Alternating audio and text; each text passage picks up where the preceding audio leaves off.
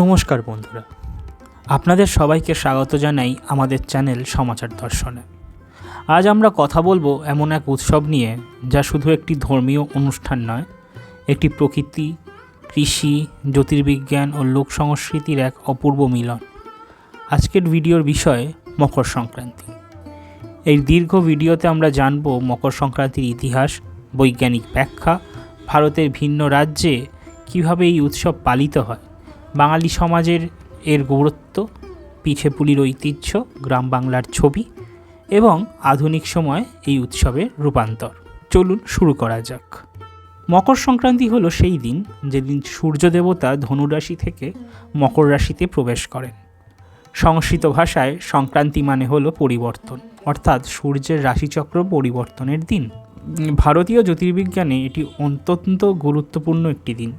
এই সময় থেকেই সূর্যের উত্তরায়ণ শুরু হয়, অর্থাৎ দিন ধীরে ধীরে বড় হতে থাকে এবং রাত ছোট হয়। কৃষি নির্ভর সমাজে এটি ছিল নতুন আশার সূচনা। মকর সংক্রান্তি কেবলই ধর্মীয় বিশ্বাস নয়, এর পেছনে রয়েছে গভীর বৈজ্ঞানিক ব্যাখ্যা। এই সময় পৃথিবীর অক্ষের হেলেনের কারণে সূর্যের অবস্থান বদলায়। উত্তর গোলার্ধে সূর্যের তাপ বৃদ্ধি পেতে শুরু করে। এই পরিবর্তনের ফলেই ফসল পাকে, শীতের প্রকোপ কমে আসে এবং কৃষকের ঘরে আসে নতুন শস্য। তাই মকর সংক্রান্তি মূলত একটি ফসল উৎসব। ভারতের প্রতিটি রাজ্যে মকর সংক্রান্তি ভিন্ন নামে ও ভিন্ন রীতিতে পালিত হয়।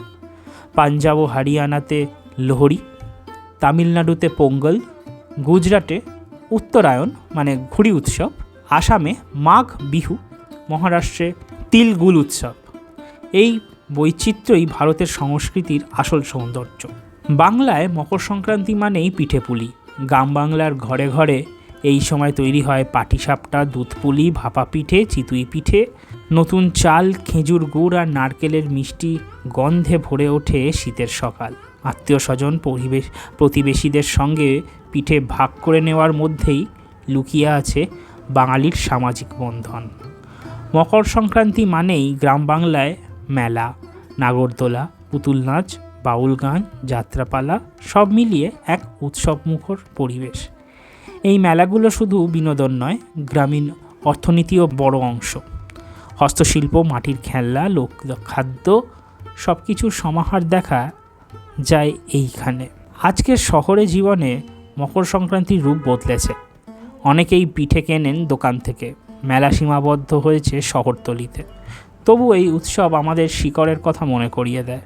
সোশ্যাল মিডিয়ায় পিঠের ছবি, ঘুড়ির ভিডিও সব মিলিয়ে আধুনিক রূপে বেঁচে আছে ঐতিহ্য। মকর সংক্রান্তি আমাদের শেখায় প্রকৃতির সঙ্গে তাল মিলিয়ে বাঁচতে। এটি শুধু একটি উৎসব নয়, এটি আমাদের সংস্কৃতি, আমাদের শিকড়। মকর স্নানকে পুণ্য স্নান বলে। পৌষ সংক্রান্তির দিন উষাকাল থেকে মধ্যাহ্ন পর্যন্ত এই স্নান মানুষের দুঃখ, গ্লানি, পাপ, অন্যায়, অবিচার, শোক, ব্যথা প্রভৃতি ঘোচায় এবং একটি সুখী পরিপূর্ণ মানুষ হিসেবে সমাজ ও সংসার প্রতিষ্ঠা লাভ করে। এটি মূলত পৌষ সংক্রান্তি। এই সময় চাষিরা খামার ও হামার ভর্তি ধান পেয়ে আনন্দে জমি পুজো করে।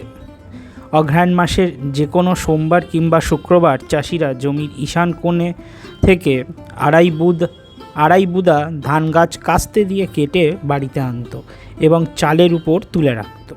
সেই সময় বাড়ির মেয়েরা শাঁখ বাজাতেন। একে চাষির ভাষায় শুকর হালা বলে। পৌষ সংক্রান্তির সন্ধ্যায় এই শুকর হালা মাটিতে পুঁতে রাখা একটি লাঠির সঙ্গে বেঁধে ব্রাহ্মণ ডেকে ফল মূল প্রভৃতি নানান উপাচার সাজিয়ে পুজো করা হতো। এই পুজোর ঠিক আগে একটি অদ্ভুত নিয়ম পরিপাটি করে পালন করা হতো। তা হলো শৃগাল, বনি পাখি এবং পেঁচার ডাক অনুসরণ করে পুজো করা হতো।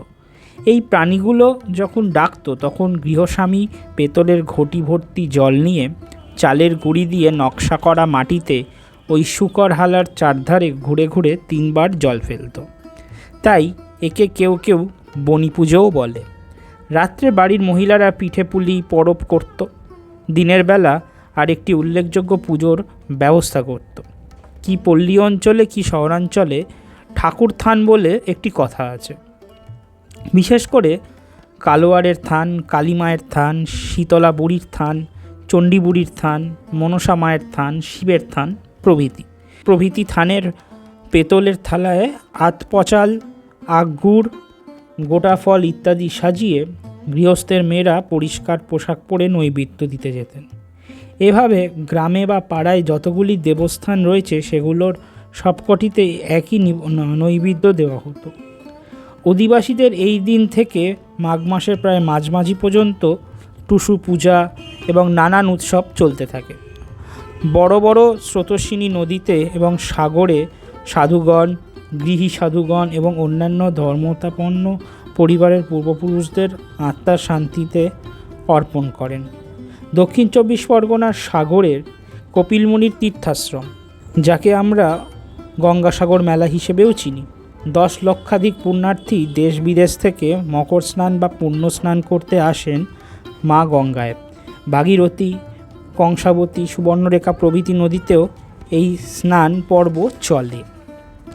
মকর সংক্রান্তি বা মকর স্নানে গ্রাম বাংলার প্রান্ত দেশীয় মানুষেরা 10 বছর পূর্বে পর্যন্ত যে উপাচার এবং নিয়মাদি মেনে উৎসাহ, উদ্দীপনা ও আনন্দের মধ্যে দিয়ে দিনগুলোকে পালন করত, আজ তার প্রায় 80% লুপ্ত হয়েছে।